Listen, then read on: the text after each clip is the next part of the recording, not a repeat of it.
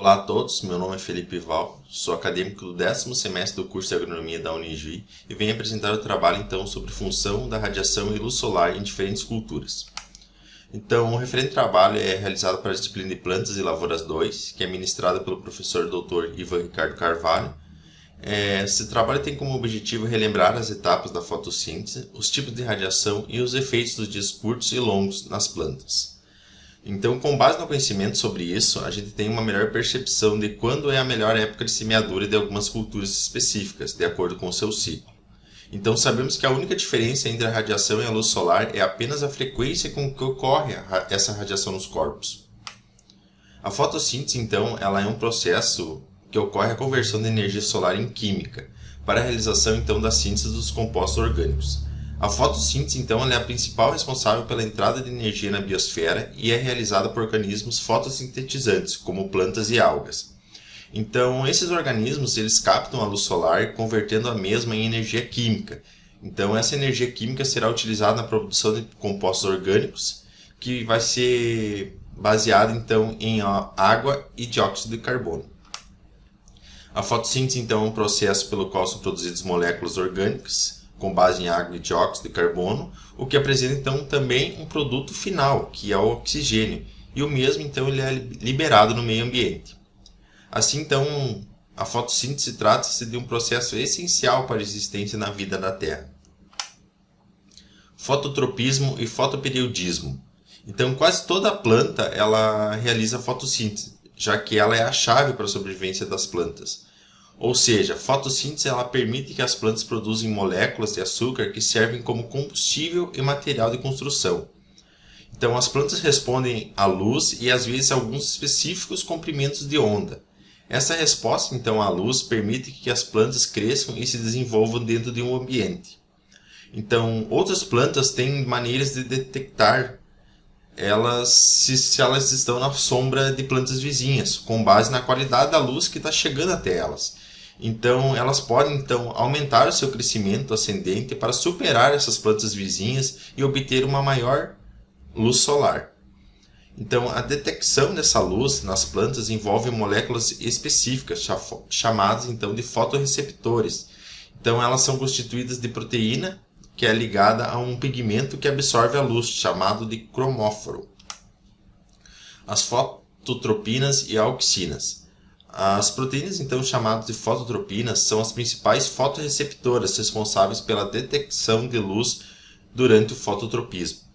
As fototropinas absorvem a luz na faixa azul do espectro quando absorvem luz. Elas alteram, então, de forma tornando ativas e podem alterar a atividade de outras proteínas dentro da célula. Quando um coleóptilo é exposto à fonte de luz, as moléculas então de fototropina ao lado iluminado absorvem muita luz, enquanto as moléculas do lado escuro absorvem bem menos luz. Dias curtos e dias longos. Então nem toda planta é de dia curto ou de dia longo. Tem plantas então que são de dia neutro, o que significa que a floração independe da duração do dia. A formação, por exemplo, de tubérculos em batatas também está sob o controle fotoperiódico, assim como a dormência da gema em preparação para o inverno, nas árvores crescendo em áreas frias. Então, aqui no Rio Grande do Sul, no verão, a gente tem cerca de 13 horas e meia de luz durante o dia, onde temos temperaturas entre máximas de 35 graus e mínimas de 18 graus. Já no inverno, temos cerca de 10 horas e 25 minutos de luz durante o dia, onde temos então temperaturas máximas de 20 graus e mínimas de 5 graus. Então, a radiação eletromagnética ela pode analisar a saúde da planta. Então, é fundamental que possamos saber como ela interage com o REM, que é a radiação eletromagnética. Então, no processo de fotossíntese, essa radiação chega por meio do Sol e os fótons presentes nela excitam os elétrons dentro de uma estrutura celular da planta. Então, com isso, começa o processo de síntese de cadeia de produção de açúcares assimilados. Então, no REM, a gente tem a absortância, que é um processo de absorção de radiação eletromagnética da planta, e nessa etapa, então, são absorvidas bandas azuis e vermelhas do espectro visível, então, para o processo de fotossíntese da planta. A refletância, então, a planta não absorve toda essa radiação, apenas uma parte. Então, o restante é refletido e essa é uma das etapas mais importantes do sensoriamento remoto, pois não é possível, então, mensurar o quanto uma planta está absorvendo. A transmitância é um processo onde as folhas superiores da planta transmitem REMS, que é a radiação eletromagnética, para as folhas que estão nos terços médios e abaixo da planta. Aqui nós temos uma figura, então, da absorção da luz. Então, temos 3 tipos de plantas e 4 tipos de bandas. Temos as bandas do espectro visível na cor verde, vermelho e azul, representadas pelas flechas na figura acima. Já a flecha preta, ela representa a banda NIR, que é infravermelho próximo. Então, a primeira planta, ela da esquerda para a direita, ela está morta, a segunda está estressada e a terceira é uma planta sadia. Então, a gente percebe-se que uma planta sadia consome as bandas vermelha e azul do espectro visível, logo a sua resposta à refletância é baixa. Já a banda verde do seu consumo é menor e, consequentemente, sua resposta é maior, por isso a sua coloração é verde. A refletância da banda NIR é maior, pois uma planta saudável não consegue a banda NIR. Porém, repare na planta estressada e na planta morta. A resposta da banda NIR é menor. Isso quer dizer que a planta está consumindo esse tipo de banda. Com isso, então, a planta saudável consome as bandas vermelha e azul do espectro visível e não consome a banda infravermelha, NIR. Através desses dados, então, são gerados os índices de vegetação. Por exemplo, o NDVI, que é o índice mais conhecido no mercado, no qual analisamos a resposta espectral da planta em bandas vermelhas e infravermelho próximo. Quanto maior a diferença, então, entre a refletância de banda, mais saudável a planta está. Quando esta diferença, então, começa a diminuir, é sinal que a planta está estressada. E se está a diferença por praticamente nula dessas comprimentos de onda, é sinal, então, que a planta está morta. A influência da luz, então, nas plantas. Cada frequência que a planta recebe tem grande influência em seu desenvolvimento. Então, por exemplo, os fótons azuis, que são entre 400 e 499 nanômetros, têm como influência no impulsionamento do crescimento, sustenta a saúde da planta, tem desenvolvimento de raiz e produção de nutrientes, estimula as trocas gasosas. Os fótons verdes, então, que são de 500 a 599 nanômetros, influenciam, então, eles permitem uma avaliação visual da saúde da planta. Já os fótons laranjas, que são entre 600 e 700 nanômetros, têm como influência, são eficientes no crescimento da planta, então proporcionam uma maior absorção da clorofila e é um ponto crítico na floração e duração do dia. Os fótons vermelhos distantes são entre 701 e 800 nanômetros, então eles têm influência de sustentar a função total da planta, aumentar a eficiência fotossintética de comprimento de onda, habilitar o controle de duração do dia. As culturas de verão, então. A soja, então, precisa de cerca de 800 milímetros ao longo do seu ciclo, porém temos anos que, devido a temperaturas e o clima, esse valor pode chegar a 400 milímetros, como foi o caso nesse ano de 2022, que é atípico. A soja, então, teve um ponto crítico na seca na parte do crescimento nos meses de dezembro e janeiro, que atrasaram, então, drasticamente seu ciclo e sua produtividade, causando morte de muitas plantas devido à falta de água e temperaturas acima de 35 graus Celsius. Então, com essas elevadas temperaturas, a soja diminuiu seu crescimento ou até mesmo ficou nulo.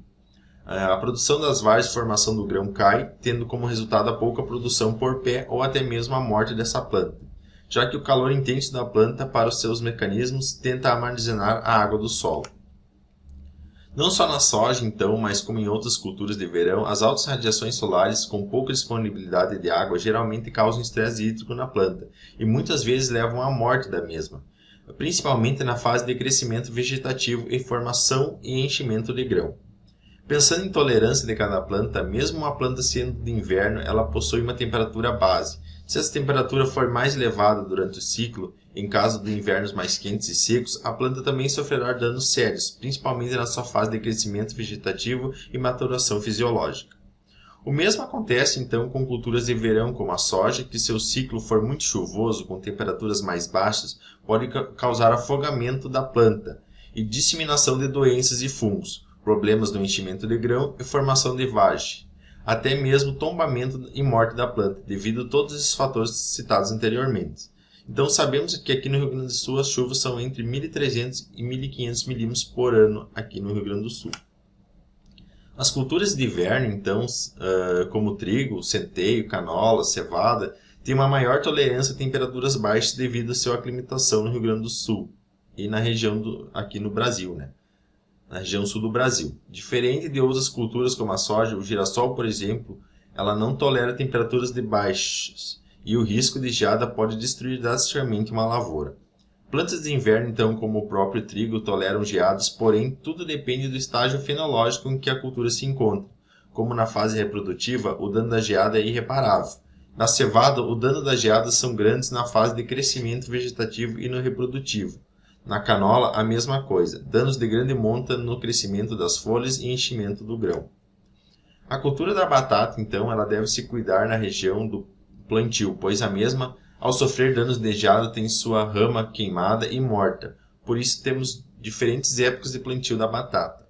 Na mandioca não é diferente. A geada e temperaturas baixas secam a parte aérea da planta, porém a parte subterrânea permanece, mas seu crescimento e brotação é interrompido.